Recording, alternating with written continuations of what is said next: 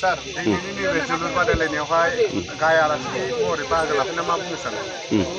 जोबोद मोजां मोनदों दिनैनि बे कुसुकाटा वान स्टार क्लाबनि आन्डाराव मोनसे फुटबल टुर्नामेन्ट जानो थांगासिनो दं। बे टुर्नामेन्टआ दिनै आराम्भ आरो बे आराम्भनि दिनावहाय बिथांमोना आंखौ चिफ गेस्ट हिसाबै इनभाइट खालामदों। बेनि थाखाय आं बिथांमोनखौ आंनि गोसो गोरबोनिफ्राय रोजा रोजा साबायखर हरबाय। दिनैनि बे खेलाया आराम्भ जागोन भाइ भाइ एफसि भार्सेस सानिपार एफसि बे दतमा बे मोननैजों दिनैहाय जानो थांगासिनो दङ, आराम्भ जासिगोन। थ' बेहाय सफैनानै एबा बिथांमोननि बे खेलायाव बाहागो लानो मोननानै आं गावखौनो खोब गोजोननाय मोनदों। नैबे जोलुर बादायलायनाय हाबाफारि लोब्बा लाखिनानै लाइमोनफोरनो मा मेसेज हरनो सानो?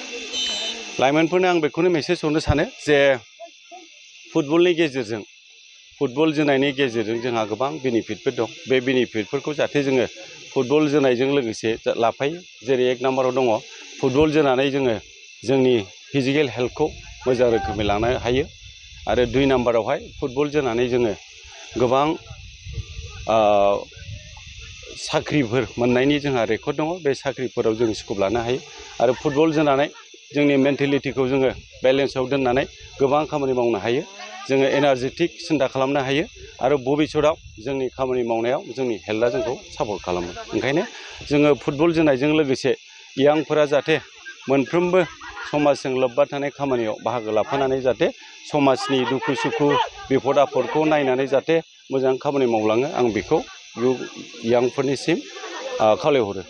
जों नुनो मोनो आथिखालाव फुटबल जोनायफोरखौहाय एंगारनानैहाय अनलाइन गेम पाबजि बायदि बायदि गेमफोर गेलेनाय आरो निसा बुस्थु जानानैहाय लाइमोनफोरनि लाइफफोरखौहाय नस्थ' खालामनानै थानायखौ नुनो मोनो। बे समाव मा बुंनो? नंगौ, बेयो दिनैनि दिनाव जाफ्लेबाय थाबोगासिनो दङ।